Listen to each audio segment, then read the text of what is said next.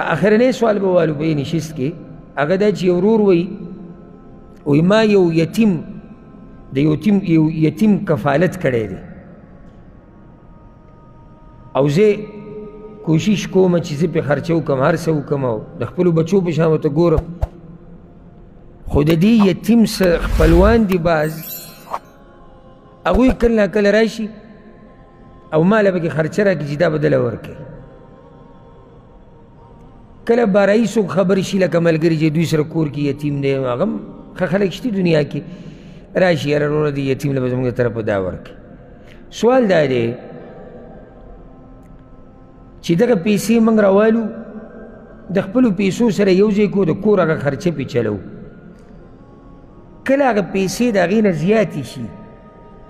د هغه خرچې نه کومه خرچه چې موږ په هغه کوو کله د هغې نه خرچه پیسې څه شي زیاتې نو دا به جایز یې وکنه جواب دا یاد که چې دې کې هېڅ حرج نشته که څوک یتیم لویی او بل مسلمان راځي او هغه سره پکې برخه اخلي او پیسې ورکوي دی دا پیسې اخیستی شي که چېرته هغه د هغه پیسو عمرې کومې چې دی په هغوی لګوي نو بیا خو څه حرج نشته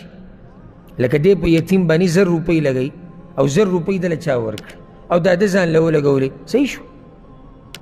خرچه چې په یتیم باندې 1000 روپۍ شوې وه هغه د کس طرفه شوه دا 1000 روپۍ د ده شوې هېڅ خبره نه ده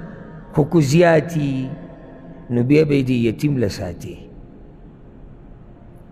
یعنې لګېدلي 1000 روپۍ دی او تا ته میلاو شو 2000 روپۍ دا 2000 دی لګولی شي نشي لګولی 1000